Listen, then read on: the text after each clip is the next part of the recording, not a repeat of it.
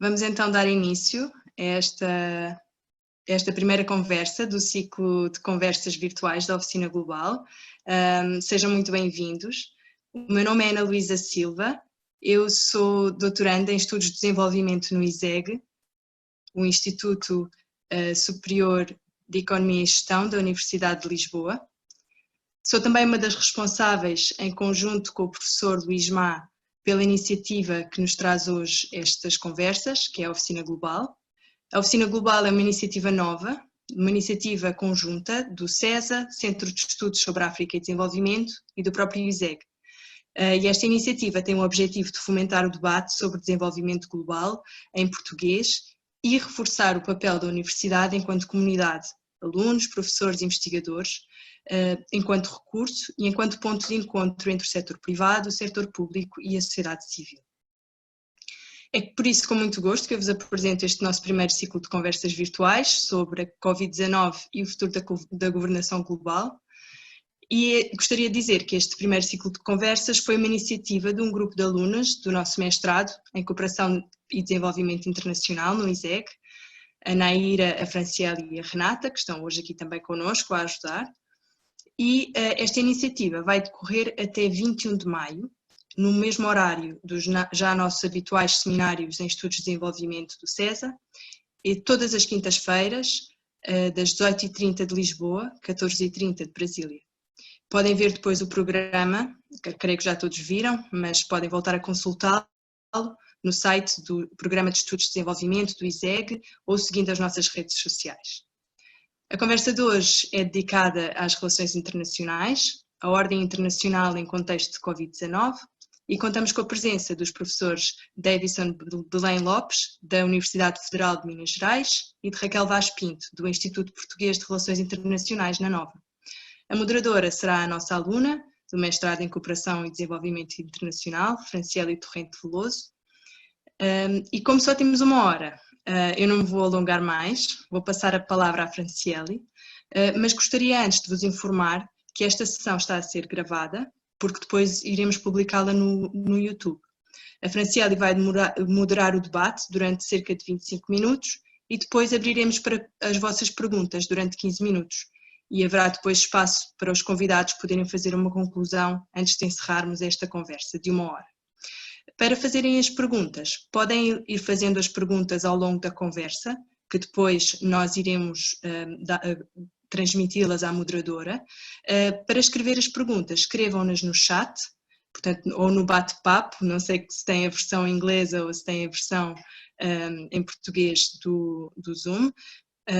Podem encontrar o chat, um botão do chat em baixo no ecrã e depois é do lado direito, no canto direito, que podem escrever. Escrevam no chat para todos, por favor. E acho que é isso, acho que é tudo por agora. Vou passar então à Franciele, que vai fazer a moderação do debate. Boa conversa. Muitíssimo obrigada a todos pela presença. Antes de começarmos a nossa discussão, eu gostaria de fazer uma apresentação maior dos nossos ilustres convidados de hoje.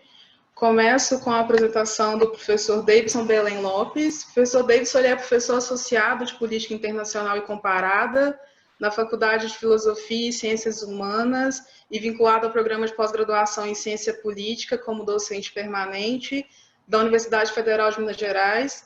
Atualmente também o professor Davison é diretor adjunto de Relações Internacionais na mesma universidade. Muito obrigada, professor Davison, pelo aceite do nosso convite. A professora Raquel Vaz Pinto, ela é investigadora do Instituto Português de Relações Internacionais e professora convidada da Faculdade de Ciências Sociais e Humanas da Universidade Nova de Lisboa. A professora Raquel foi presidente da Associação Portuguesa de Ciência Política entre 2012 e 2016. Então, uma grande honra essa discussão de hoje, uma temática tão relevante no atual cenário que nós estamos passando de enfrentamento dessa ameaça transnacional, não conhece nação, não conhece nacionalidade. Então, começo agora já com um primeiro tópico para a nossa discussão, que diz respeito ao próprio papel de liderança ou inoperância, ineficácia que alguns estados tem tido no enfrentamento dessa pandemia. Então, o Covid, então, ele veio nos mostrar, na verdade, que as ideologias, os blocos de poder, as lideranças mundiais, elas estão sendo testadas e avaliadas de acordo com a sua própria capacidade de resposta e pela sua inoperância. E essa crise, ela tem contaminado as relações diplomáticas e as rivalidades políticas, elas têm sido acentuadas, né, nesse processo de enfrentamento. Se hoje nós vamos analisar o comportamento e as ações das nossas principais potências, Estados Unidos e China, nós já assistimos a episódios de acusações mútuas e percebe-se também e analisa-se assim, que a China tem tido um papel mais preponderante na gestão dessa crise, enquanto posicionamento, e os Estados Unidos já apresentou, pelas suas próprias ações e comportamentos, uma capacidade. Falta ser mais líder nesse sentido. A liderança tem sido falha. Então, meu primeiro questionamento que eu gostaria de colocar e saber a percepção dos nossos convidados acerca seria as respostas estatais, né, no enfrentamento dessa crise do coronavírus. Se os senhores percebem de fato que há uma alteração, que tem havido uma alteração nesse equilíbrio de poder entre Estados Unidos e China, principalmente considerando essa liderança falha dos Estados Unidos e Pequim com um maior sucesso, e também considerando a própria dependência que a economia global tem da China e das cadeias de abastecimento. Então, eu gostaria de saber dos professores como eles percebem essa questão, se de fato há uma tendência para uma ascensão chinesa, para um maior protagonismo chinês, e que nós estamos caminhando para uma ordem, para uma nova configuração mesmo da ordem internacional. Professor Davidson, por favor. Eu começo. Ok, então, muito boa tarde aqui no Brasil, boa noite aos colegas, amigos de Portugal. Eu também saúdo a todos os brasileiros, eu já vi argentinos, uruguaios. A gente tem uma audiência muito seleta, muito qualificada nesta sessão de hoje. Uma honra enorme estar falando com vocês, conversar, conhecer a Raquel, o Luiz e me reconectar com a Franciele, a minha conterrânea de Belo Horizonte. O tema da ordem, Franciele, é um tema que me provoca, que me instiga. Porque, a rigor, a ordem sempre é uma imputação, não é? A ordem está nos olhos de quem vê, de quem identifica um padrão, qualquer que seja ele. E o atual momento ele é, de fato, muito difícil para quem se exercita, né? Quem tenta identificar padrões, já que tudo tem mudado de forma muito rápida. Me parece que a crise ensejada pela pandemia, ela foi catalisadora de uma série de tendências. Então, vários processos que estavam em dormência ou ainda em estágio embrionário se aceleraram. E esse protagonismo chinês me parece ser uma dessas tendências que eram embrionárias. O que me chama a atenção, para uma primeira resposta, é o seguinte: talvez o que esteja mudando seja a nossa percepção do que são os fatores de poder. Até muito recentemente, fazia sentido fazer uma contabilidade de ogiva nuclear apenas, ou de gasto de energia, quanto aço, quanto ferro cada país mobilizava, né? Os chamados correlates of war. Eu acho que a nossa concepção do que é fator de poder nesta nova ordem internacional vai mudando e passa a englobar fatores mais sensíveis. Por exemplo, neste caso da pandemia, a capacidade de definir protocolos sanitários. Isso foi estupendo, né? A China, 2 meses atrás, eu me lembro de que a crítica era de que a China havia ressuscitado protocolos medievais, e hoje toda e cada nação do mundo segue esses protocolos medievais chineses, não é? e acho que, sobretudo, a tecnologia. Esse como um fator de poder decisivo. O manejo das tecnologias é algo que coloca a China numa posição muito confortável neste momento, assim quer me parecer. Professora Raquel, quais são as suas considerações acerca? Ora bem, antes de mais, obrigada a todos, obrigada pelo convite, é um prazer estar aqui e partilhar este tema tão relevante convosco e em especial com todos que nos estão a seguir e a ouvir. Eu faço, e no seguimento daquilo que o meu colega brasileiro já avançou, que eu me parece que eu reitero, eu gostava talvez de adicionar outros elementos que eu acho que também são relevantes, sempre, é claro, com um asterisco, porque acho que nós vivemos em tempos em que, quando olhamos para este mundo, e contrariamente ao mundo anterior bipolar da Guerra Fria, com regras muito mais claras, nós hoje em dia vivemos e temos muito esta sensação de difusão do poder, no seguimento desta ideia do próprio renovação do que deve ser o hard power, ou seja, aqueles elementos mais tradicionais de poder. Eu acho que sem dúvida um dos elementos que vai ter que ser readaptado é a consciência clara de que a globalização enquanto processo também implica um elemento de saúde pública no caso de uma pandemia. E, portanto, aí eu acho que vamos assistir até, obviamente que as questões das pandemias já estavam nos conceitos de estratégia e de defesa nacionais, agora obviamente vão ter outra relevância. Em segundo lugar, a mim também me parece que o primeiro fator é a ausência de liderança dos Estados Unidos, como aliás a Fran já tinha referido. Essa ausência criou um vazio e esse vazio houve claramente aqui uma vontade da China ocupar pelo menos parte desse espaço. E eu acho que em relação à China há claramente duas fases.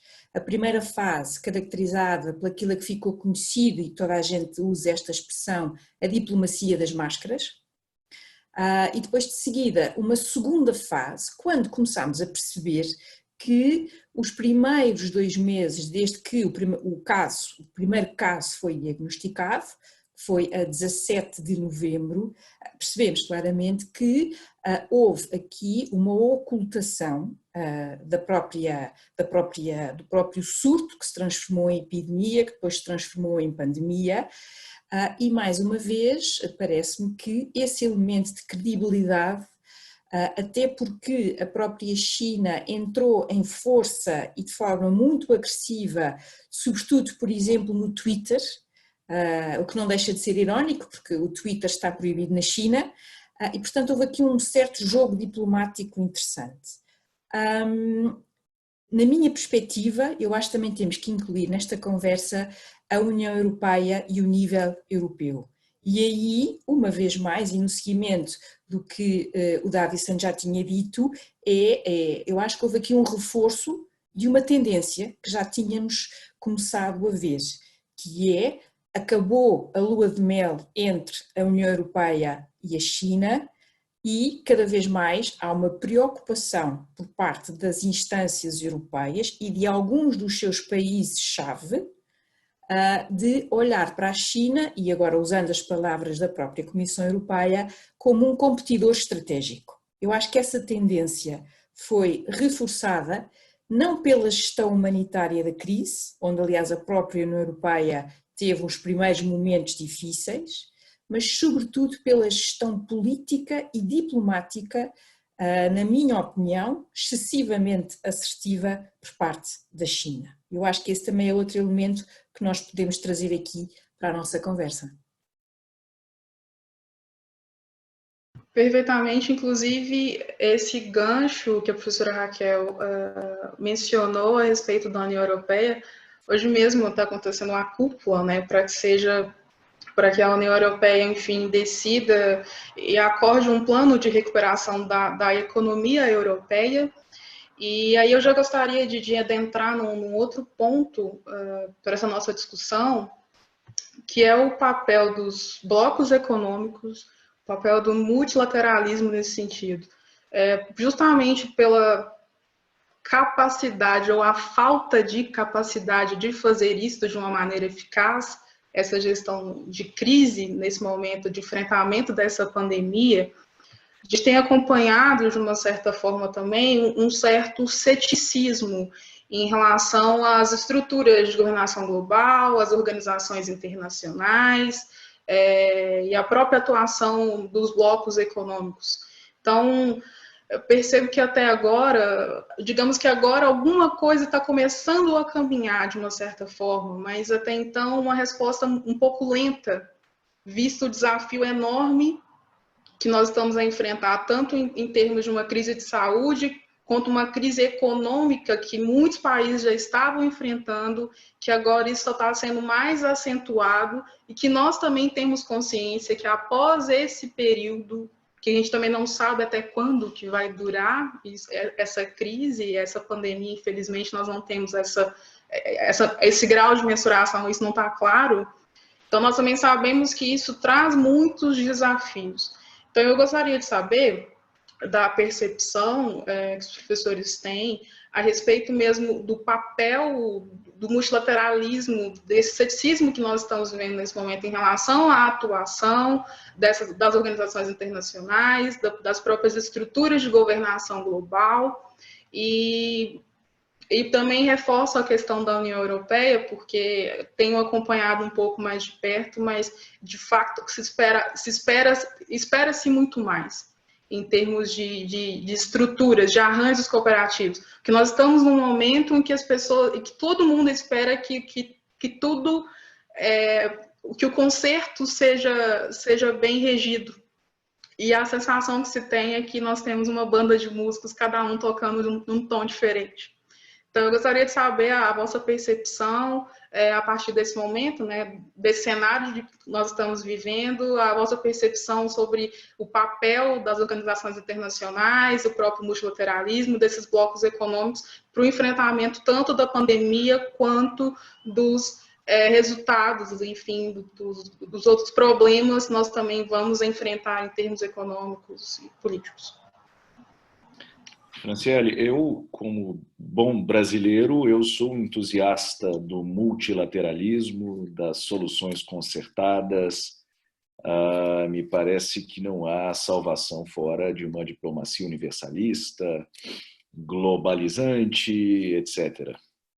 Nada obstante, para mim não há metáfora que defina melhor este momento do que o recente confisco de respiradores, de ventiladores por estados ao redor do mundo. Essa é a metáfora, para mim, que é síntese do processo que nós atravessamos.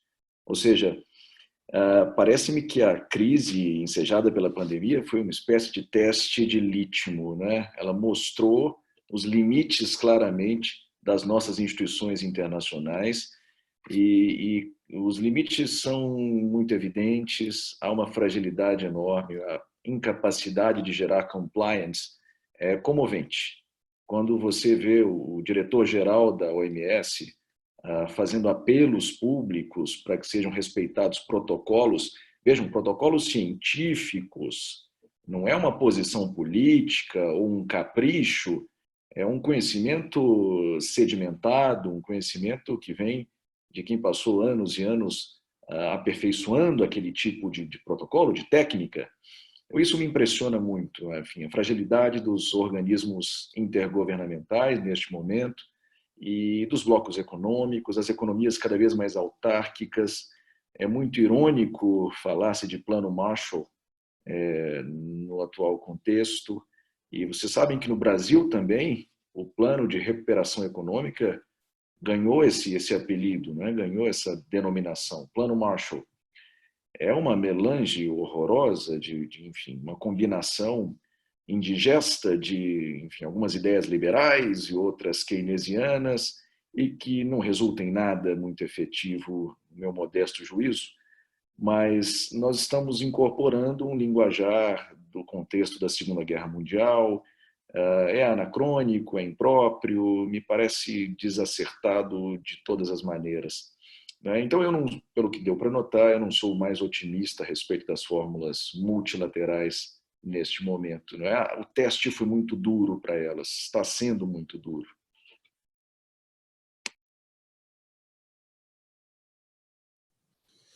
Bem, eu queria não só reforçar e concordar com o meu colega, como também acho que, a mim também me parece que esta linguagem militar, de guerra, eu pessoalmente acho sinistra, para não ir mais longe, porque isto levanta-nos toda uma série de questões éticas e também de comparação, porque de facto a Segunda Guerra Mundial foi absolutamente catastrófica, implicou milhões e milhões de mortos e, portanto, eu também tenho sempre muito receio de fazer este tipo de comparações e acho que aqui a linguagem é muito importante. A linguagem, nós podemos usar a linguagem para humanizar o outro, como também podemos usá-la para desumanizar. Eu acho que a linguagem da guerra desumaniza. E esse é aqui o primeiro aspecto que eu também queria só, num pequeno à parte, reforçar aquilo que do outro lado do Atlântico aqui foi dito. Depois, tentando responder à pergunta direta da Fran, eu acho que, por exemplo, a nível europeu, ou seja, falando mais concretamente da própria União Europeia, sem dúvida que as questões de saúde e a saúde pública, mas as questões de saúde são uma tarefa, um pelouro em primeiro lugar dos Estados-membros, e aquilo que nós verificámos foi que houve Estados que optaram por táticas diferentes para combater esta mesma pandemia. Por outro lado, a mim parece-me que, se é verdade que a articulação europeia foi uma articulação que pareceu lenta, hesitante, com vozes aliás contrárias que vieram a público, também me parece que, tendo em conta a riqueza, a qualidade, o desenvolvimento das próprias economias desta União Europeia, que a União Europeia vai ser absolutamente decisiva, não no pós-pandemia, mas já no durante, ou seja, justamente pelas tais questões económicas e financeiras, que nós ainda também não sabemos contabilizar, porque não sabemos quanto é que vai durar, não sabemos se vamos ter uma segunda vaga, mais uma vez estamos a navegar à vista, não é? E portanto eu acho que aqui esse papel europeu, no caso de Portugal inserido na União Europeia, vai ser absolutamente determinante. Nós portugueses não somos capazes de enfrentar as consequências, o impacto económico e financeiro se não tivermos esta solidariedade europeia. Isso para mim também é óbvio e eu acho que a resposta europeia, que nós ainda não sabemos, eu aqui talvez esteja a ser um pouco mais otimista, mas eu acho que vai também determinar o próprio caminho, que nos últimos anos não tem sido fácil para a própria União Europeia, desde logo devido ao Brexit, para não falarmos mais, mas também a problemas internos, como o reforçar da democracia iliberal, para não falar já de ditadura, que é aquilo que acontece hoje em dia na Hungria, não é? Portanto, há aqui uma série de fatores que vão ser relevantes para esta nossa conversa. A nível internacional, eu também partilho um pouco do ceticismo do Davison e acho que a Organização Mundial de Saúde, que tem tido um papel extraordinário no mundo, a gestão desta crise propriamente dita, eu acho que levanta algumas reservas, levanta algumas questões e acho que estamos todos a discutir e a relembrar-nos que estas organizações têm um lado técnico de excelência, mas depois também têm um lado político. E esse lado político está sujeito ao jogo internacional que as grandes potências, obviamente, é mais um elemento. Aqui, mais uma vez, eu acho que é muito relevante nós vermos como a resposta da administração Trump é parar, cortar, suspender o financiamento. A resposta europeia é diferente, é dizer, há aqui problemas que nós vamos ter que avaliar, mas não é agora, vamos ter que avaliar mais tarde. E a China já veio dizer que vai reforçar, não me recordo do valor que é avançado, mas que vai reforçar a sua fatia de contribuição para esta organização mundial. E, na verdade, a liderança a nível internacional, por mais complexa que ela possa ser, também se vai ganhando nestas pequenas decisões, e portanto eu acho que depende muito daquilo que nós tivermos em cima da mesa.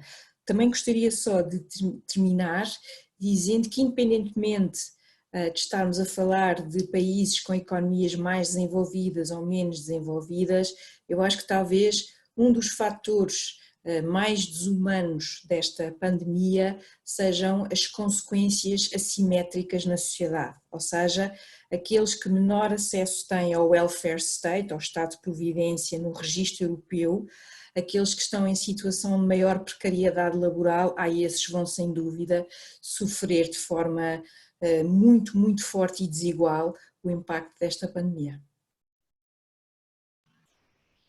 Perfeitamente. É muito interessante, né, essa análise macro em termos de atuação das grandes potências e, ao mesmo tempo, e agora já adentrando dentro do ponto que eu gostaria de chegar, que é essa questão da gestão da crise da pandemia, ela está sendo basicamente conduzida pelos próprios Estados nacionais. E o que nós temos observado também é que essa força, né, a própria capacidade institucional do Estado é um ativo essencial, né, nessa nova era para o enfrentamento da crise. Mas, ao mesmo tempo, o que eu gostaria mais de evidenciar agora no meu próximo questionamento está muito relacionado à fragilidade dos sistemas democráticos em fazer a gestão dessa crise e, de uma certa forma, como já observamos, o sucesso da gestão da crise por outros estados autocráticos.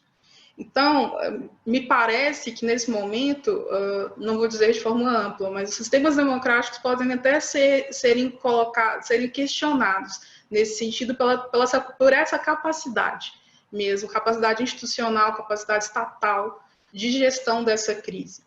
E nós já temos observado, não é de agora, um avanço da extrema-direita, isso no mundo inteiro.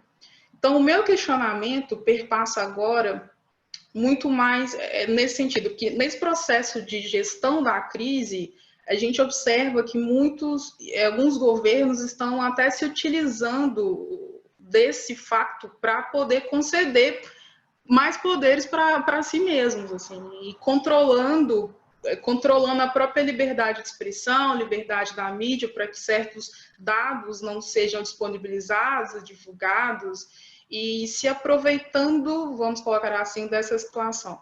Então, o meu questionamento agora para os professores é se os senhores percebem que se esse processo de gestão de crise, tanto de sistemas democráticos quanto dos sistemas autocráticos, se de uma certa forma, se de fato apresenta-se como uma ameaça para a própria democracia e, ao mesmo tempo, estou sentindo de uma maneira muito sensível essa questão do nacionalismo e do populismo de direita.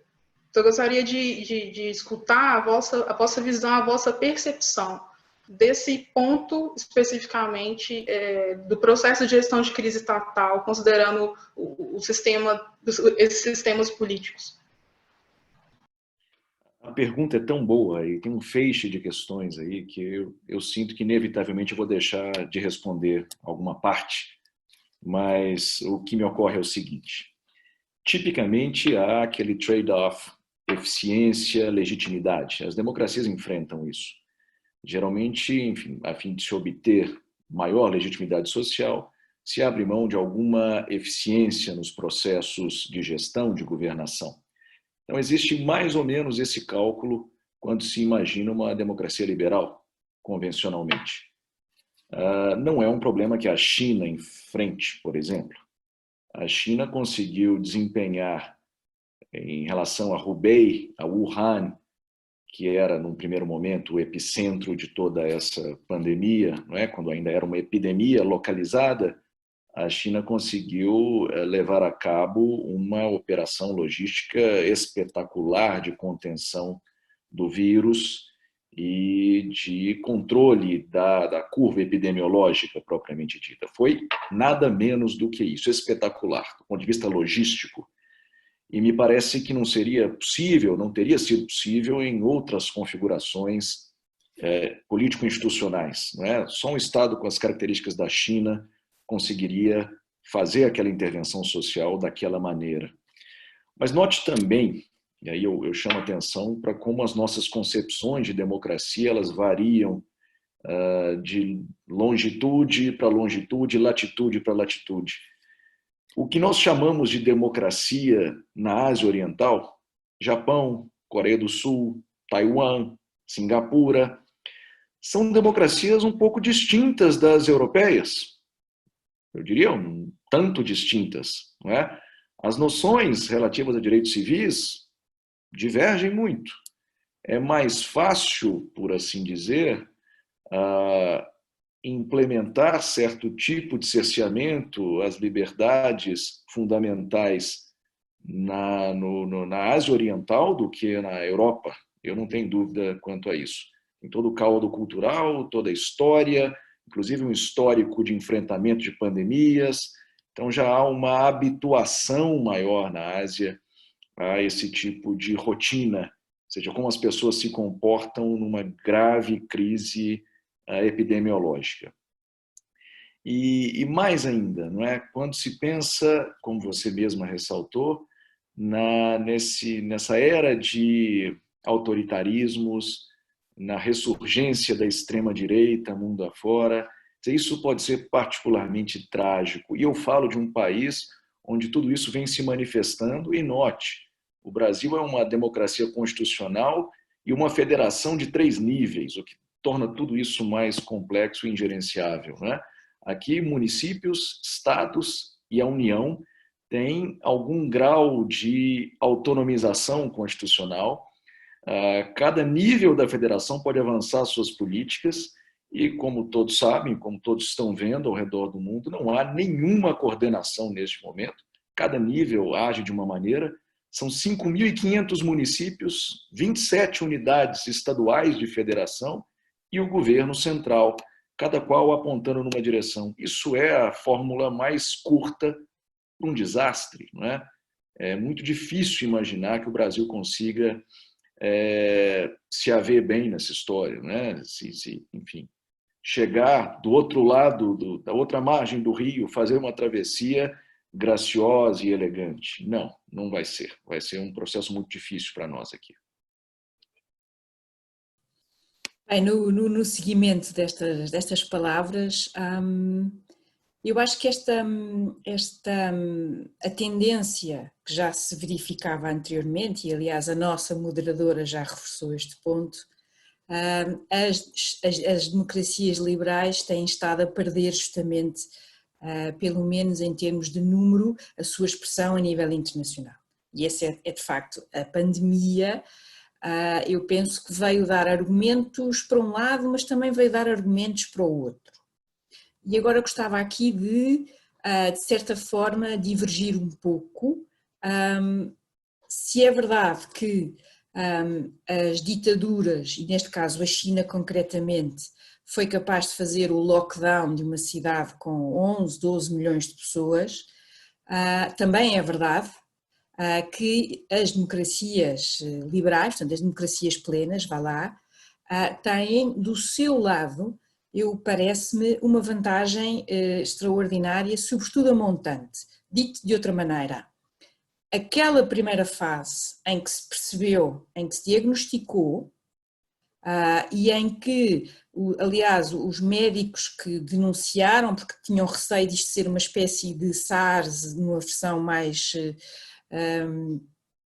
nova, foram detidos, presos e por aí fora. Portanto, eu acho que este elemento da transparência e este elemento do combate, que muitas vezes é feito com toda a visibilidade e que muitas vezes transmite essas imagens, como a Fran estava a dizer, difusas e diferentes. Eu acho que isso é uma força. e acho que é uma forma de mobilizar a sociedade. Eu penso que talvez até mais do que a questão do regime político, embora também seja verdade, eu acho que também temos que dizer que em relação à China nós não temos noção verdadeira se de facto aquilo que é dito é aquilo que está a ocorrer no terreno, nós não temos forma de saber isso. Eu gostava de talvez aqui levantar a questão e irmos novamente um bocadinho a Fukuyama e àquele seu argumento da confiança. Ou seja, há nações ou há sociedades que têm uma relação de confiança com as suas autoridades governamentais. No fundo, aquela grande diferença entre que os romanos tão bem fizeram entre ter o poder e ter a autoridade. Ou seja, eu acho que aqui esse elemento é interessante e acho que deve ser trabalhado, mesmo dentro da própria União Europeia, há formas diferentes e sentimentos diferentes em relação ao Estado. Há sociedades que veem o Estado com mais desconfiança do que outras e, portanto, eu acho que esse elemento também, no fundo, é ter do lado da sociedade esta certeza de que o Estado vai atuar e vai atuar no seguimento de defender o melhor que puder e o melhor que conseguir a vida dos seus cidadãos. Eu acho que esse também é aqui outro elemento relevante e que a nós nos interessa.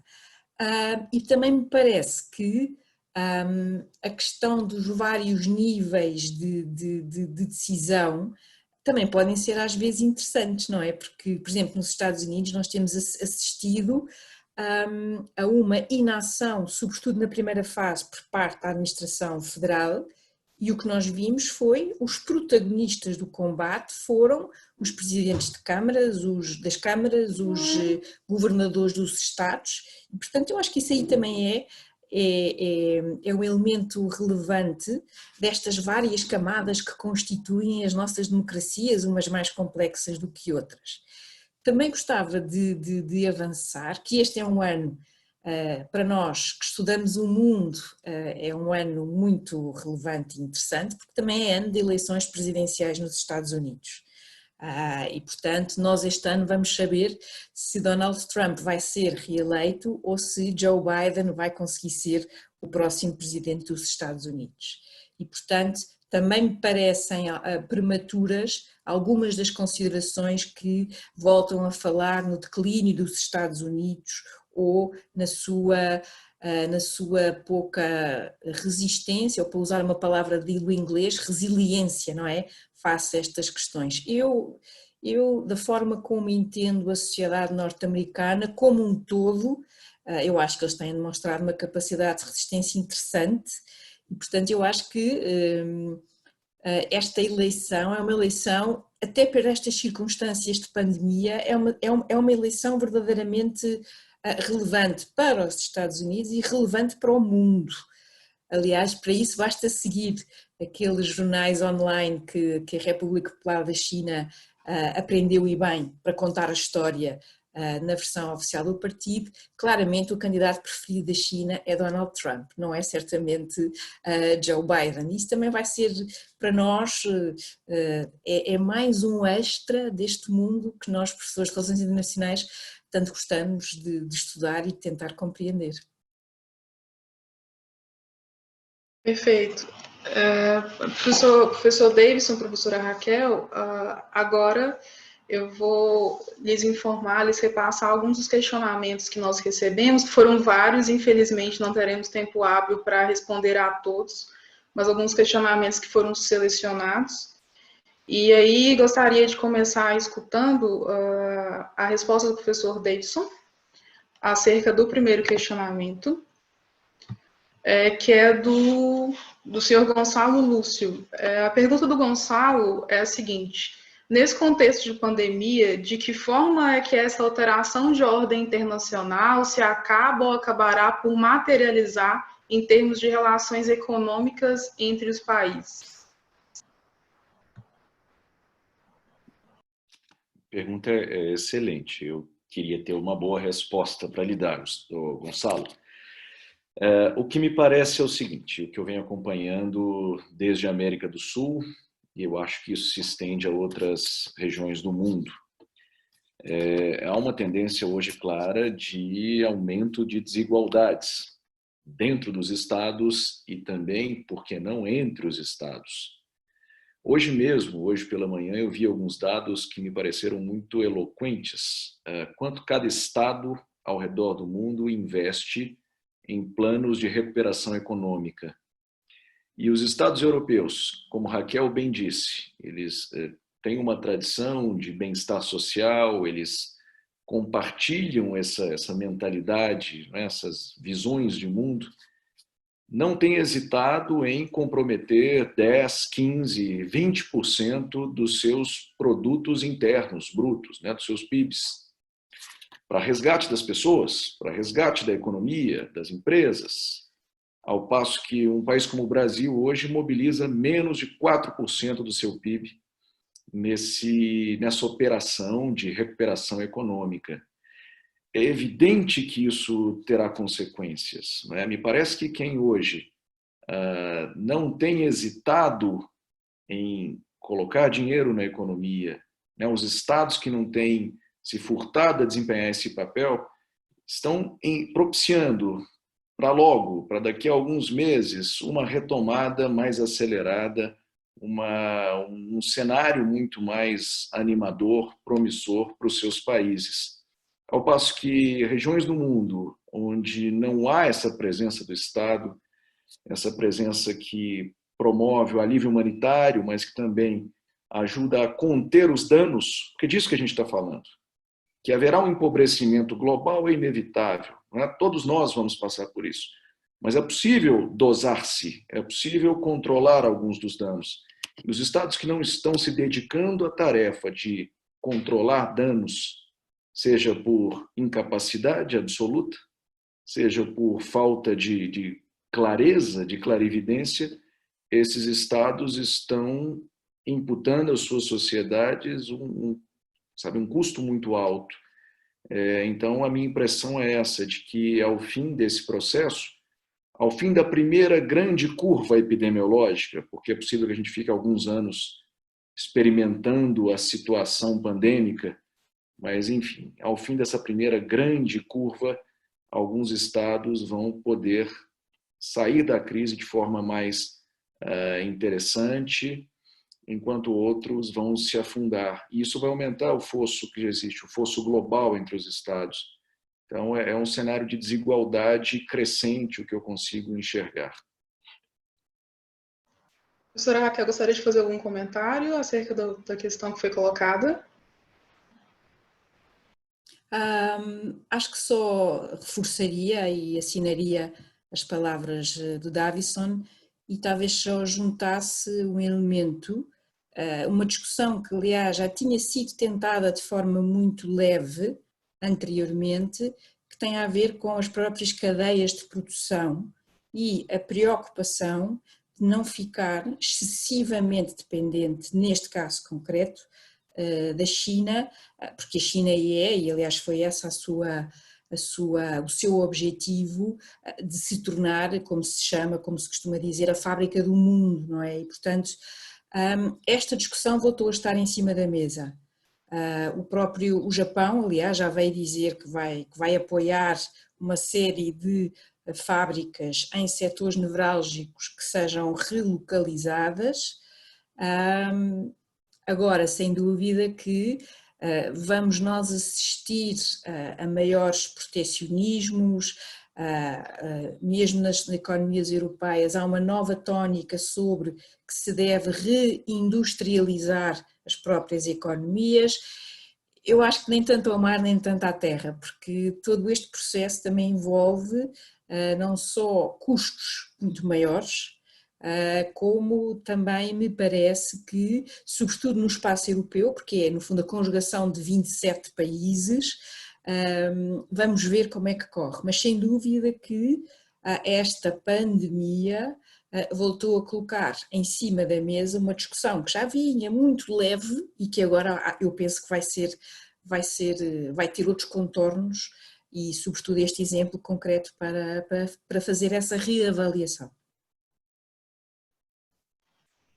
Ok. Nós recebemos muitos questionamentos aqui no chat a respeito da comunidade dos países de língua portuguesa. Então, eu gostaria de aproveitar essa oportunidade para colocar um questionamento, que na verdade é uma pergunta dupla, foi feita pelo Eduardo Siguacqui e pelo Pedro Costa, tem elementos próximos, eu acho que vale a pena ser discutida. O Eduardo e o Pedro estão questionando o seguinte: quais oportunidades podem ser identificadas, por exemplo, no seio da CPLP e concretamente com a União Europeia, e se isso poderá afirmar nesse período pró-Brexit, como o Brasil poderá reforçar os laços com a União Europeia. Também recebemos um questionamento da Franca a respeito de como que os países da comunidade de países de língua portuguesa eles podem utilizar a comunidade para o enfrentamento da pandemia e com foco na cooperação. Eu acho que a resposta do lado de cá do Atlântico, não é naturalmente pessimista em relação às possibilidades do multilateralismo, dado o desengajamento do Brasil nessas práticas ao longo dos últimos tempos, do último ano e meio. O que eu posso lamentar é que, e hoje eu li os jornais aqui no Brasil, e notava o seguinte: a OMS está muito preocupada com a América Latina e a África, não é? E me parece que o pior claramente está por vir em relação a essas regiões do mundo. Seria muito importante pensarmos em formas de mitigar esses sofrimentos, impactos que a pandemia terá sobre a América Latina e África, porque se por um lado foi possível lentificar a progressão da pandemia até agora, a partir de agora, e a partir do momento em que a transmissão do vírus se torna comunitária, em que já é uma realidade para todos os países já agora têm que lidar com esse problema de saúde pública, as questões começam a aparecer de forma muito dramática. Eu estou muito preocupado com o que vai se passar na minha parte do mundo e também no continente africano. Eu acho que a gente deve estar preparado para coisas muito trágicas, muito perturbadoras, nos próximos tempos. Porque vejam vocês, e aqui eu encerro, a recomendação básica de etiqueta sanitária é lavar as mãos. Agora, a gente não pode, por exemplo, dar por suposto que as populações na América Latina e na África têm acesso a saneamento básico, que elas têm acesso à água. Isso não é um suposto razoável para tratar dessas regiões do mundo, não é? E mesmo no país mais rico da América Latina, o Brasil, a gente não pode tomar isso como um pressuposto. Na África não é diferente. Então eu realmente estou muito preocupado com o que vem por aí e talvez a CPLP seja um fórum importante nessa articulação. Qual que é o problema? O Brasil não é cooperativo neste momento. Bem, eu concordo, também tenho uma visão um pouco cética sobre a capacidade da CPLP de atuar como uma organização efetiva, e não é só porque o Brasil tem tido algumas reticências, também me parece, para ser muito sincera, que a entrada da Guiné Equatorial também não veio ajudar muito a esta consistência, pelo menos no que toca a falarmos todos a mesma língua, cada um com o seu registro, mas a mesma língua. Portanto, eu em relação à CPLP tenho algumas reticências e elas são bastante vincadas. Já a própria cooperação como um todo, a mim parece muito relevante, porque a próxima presidência da União Europeia vai ser a presidência alemã, portanto o segundo semestre deste ano, e o primeiro semestre de 2021 a presidência será assumida por Portugal.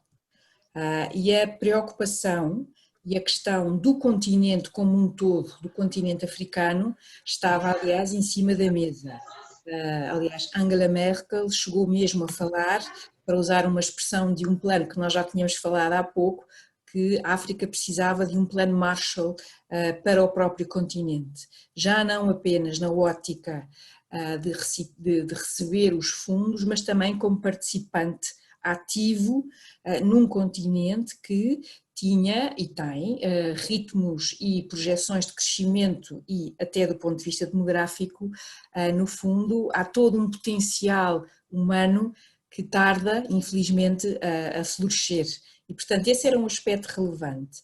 A presidência alemã, eu diria que agora vai estar, obviamente, mais virada para dentro no sentido de como é que vamos gerir esta pandemia e como é que vamos gerir a cooperação económica e financeira.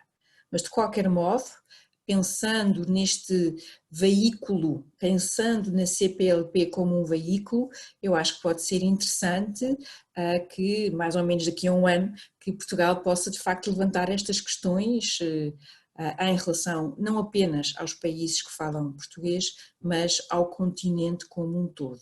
E eu aí estou com o Davinson no que toca ao alcance, ao impacto e de facto muitas vezes estamos a ouvir estas medidas e estas propostas que são mais que razoáveis, distanciamento social, e acho que temos que pensar que de facto há uma boa parte deste mundo que nem sequer consegue chegar a esse mínimo olímpico e sem dúvida que eles vão ser, como há bocado falávamos, o impacto desta crise é assimétrica e vai ser ainda mais assimétrico, e acho que isso nos deve preocupar a todos como um todo. Muito obrigada. Eu vou fazer uma última questão. Infelizmente, a gente não vai conseguir abarcar tudo que foi questionado aqui no chat, também pelo fórum. E, junto com essa última questão, já peço para que os senhores façam as considerações finais acerca dessa conversa do dia de hoje. Então, é uma pergunta que veio do João Paulo. Ele perguntou qual o impacto do coronavírus, do enfrentamento dessa pandemia, na emergência das potências regionais, das potências emergentes, dentro da ordem mundial. E já também faço um pequeno link com um questionamento da Noêmia, que ela pergunta se a União Europeia vai conseguir manter os seus princípios e a coesão interna durante e após a pandemia, e se é de prever que a União Africana saia reforçada no decurso dessa pandemia, ou até em que medida que nós podemos pensar nisso. Bom, eu vou reagir então, primeiramente reconhecendo a excelente moderação da Franciele. Foi muito bom estar na companhia de vocês todos, de vocês todas, e foi magistral a sua condução. Muito feliz por vê-la brilhando dessa maneira. O que eu lhe digo sobre a questão posta é o seguinte. Tem um artigo na revista Foreign Affairs, a última edição, muito provocativo sobre o tema eles chamam nos Estados Unidos de Grand Strategy, né? Grande estratégia, que é a pretensão que alguns países têm, nomeadamente os Estados Unidos, de estabelecer alguns pilares e grandes princípios, grandes ideias, e essas ideias, esses princípios, essa grande estratégia tem alguns corolários e, portanto, por meio dessas deduções, vai se gerindo a política exterior dos Estados Unidos, não é? O que o artigo diz é o seguinte, que a era da grande estratégia ficou para trás. Que hoje o mundo, ou a ordem internacional, para retomar o mote desta nossa conversa, está de tal forma fraturada que faz mais sentido pensar não dedutiva, mas indutivamente. Bottom-up, das pequenas situações que se apresentam, nas múltiplas temáticas, e a partir daí tentar fazer soluções locais, soluções pontuais, intervenções mais circunscritas, geograficamente, tematicamente. Quando se pergunta sobre as potências emergentes, as potências regionais, talvez a crise pandêmica aponte para isso, para um mundo gerido a partir das regiões. A pretensão, pelo menos no primeiríssimo momento, no imediato pós-pandemia, me parece que nós estaremos diante de um mundo mais autárquico, mais introvertido, em que os países vão estar voltados para si, para as suas populações, para os seus problemas muito imediatos, não é? Evidentemente que com o afrouxamento, com o passar dos anos, é bem possível que nós retomemos algum grau de atividade internacional. Não sei se voltaremos ao statu quo ante, não sei se retomaremos aquele nível tão exuberante de mobilidade internacional, com as cadeias produtivas globais. Eu tenho dúvidas se a gente retorna àquele mundo de janeiro de 2020, de dezembro de 2019, mas naturalmente que algum grau de concertação, de multilateralização das políticas vai ser necessário. Mas vai ser uma retomada muito tímida, me parece, e as ordens regionais vão ter mais importância. Eu tendo a ver este cenário diante de mim. Muito obrigado. Bem, também queria agradecer muito à nossa moderadora, que foi extraordinária, e a toda a equipa que proporcionou esta hora de conversa tão agradável. Eu tinha tantas perguntas, tantas contra-ideias aqui para discutir, mas ficam para uma outra altura, e queria, no fundo, tentando também responder e dar a minha perspectiva sobre esta maior regionalização da ordem, da desordem ou desta transição. Depende, eu acho que a resposta está muito relacionada com dois pontos fundamentais quando olhamos para um país, não é? É a capacidade e a vontade. Os Estados Unidos durante 70 anos tiveram a capacidade e a vontade de liderar esta sociedade internacional, para uns de mais, para outros de menos, uns que avaliam de forma mais positiva, outros de forma mais negativa, mas essa vontade estava lá.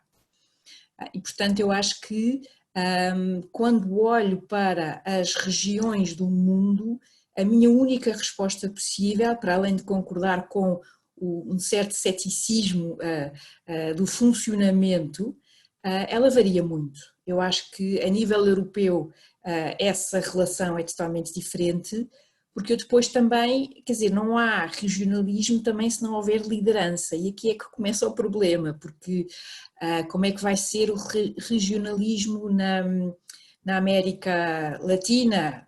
Quem é que vai liderar? Eu lembro-me sempre de um artigo ótimo de um colega e querido amigo meu, Andrés Malamud, que escreveu um artigo belíssimo em que ele caracterizava o Brasil como um líder sem seguidores, a leader without followers. Contraponto com a Argentina e com outros países e por aí fora. Mas o mesmo acontece na região asiática, porque não só a Ásia é um continente gigante, muito heterogéneo, e onde nós temos várias sub-regiões, não é? E entre elas uma história muito viva, aliás, para alguns destes países a Guerra Fria ainda não terminou, e há de facto até imensos conflitos fronteiriços. Quem é que vai representar? A China? Eu acho que temos que também pensar e incluir mais nesta Ásia. Temos que olhar para o Japão, como o Davison falava há pouco, temos que olhar para a Coreia do Sul, para a Indonésia, mas também temos que olhar para a Índia e a resposta da Índia nesta dinâmica. Estão a ver? Eu estou a dar aqui assim umas pintinhas daquilo que me apetecia termos avançado mais, mas eu acho que depende muito. A própria União Africana, eu acho que aí mais uma vez a relação-chave é com a China, porque nos últimos tempos temos assistido a um tratamento discriminatório em relação a alguns cidadãos de países africanos que vivem na China.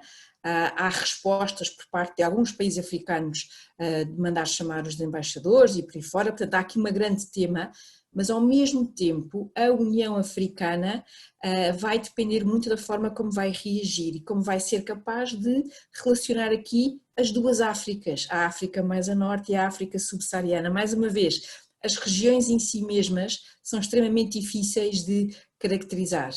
Eu, aliás, aos meus alunos, a quem dou estudos asiáticos, eles sabem que há uma expressão que eles não podem de todo dizer, que é a expressão mentalidade asiática, porque a professora tem um ataque e explode. E, portanto, mais uma vez aqui vai depender muito estas ordens, uma ordem, seja ela regional ou internacional, para funcionar, precisa de liderança. Eu acho que é justamente essa liderança que nós encontramos aqui com imensa dificuldade. E terminando, para não pensarem que estou a falar das outras regiões, olhem, basta olhar para a União Europeia e ver como a liderança económica e financeira é evidentemente alemã, mas depois também temos a perspectiva francesa sobre esta matéria e, portanto, temos aqui muito para observar e acompanhar, e queria só terminar dizendo muito obrigada a todos e muito obrigado por esta iniciativa, eu gostei imenso e aprendi muito. Obrigada.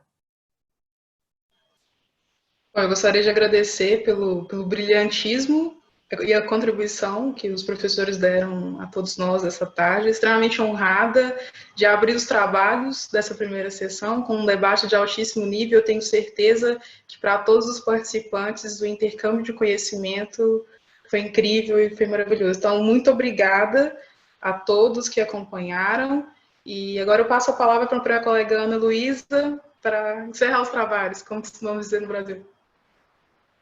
Muito obrigada, Fran. Agradeço mais uma vez aos nossos dois convidados, ao professor Davidson, à professora Raquel, e também às alunas que nos ajudaram a preparar este ciclo e continuam a ajudar-nos nas próximas conversas. Agradeço a todos os participantes estarem presentes e relembro que esta iniciativa vai durar até 21 de maio, todas as quintas-feiras, 1 hora, das 18h30 às 19h30 em Lisboa, das 14h30 às 15h30 em Brasília. Podem consultar o programa no site do ISEG, vão ao programa Development Studies e encontram lá, ou podem seguir-nos nas redes sociais. Na próxima quinta-feira teremos connosco o professor Vinícius Tavares, professor do Departamento de Relações Internacionais da PUC Minas, e o nosso investigador do CESA ISEG, Luís Bernardo, que irão falar de governação global na área da saúde pública, que é ir um pouco mais ao detalhe no seguimento desta conversa que tivemos hoje sobre relações internacionais. O tema será necropolítica em tempos de Covid-19. Inscrevam-se online. Nós tivemos muito interesse nesta conversa, portanto vamos até ver se será possível fazer um live streaming, fazer a coisa de maneira um pouco diferente, mas inscrevam-se e receberão toda a informação sobre o evento. Mais uma vez, obrigada por terem estado presentes e contamos convosco para a próxima conversa.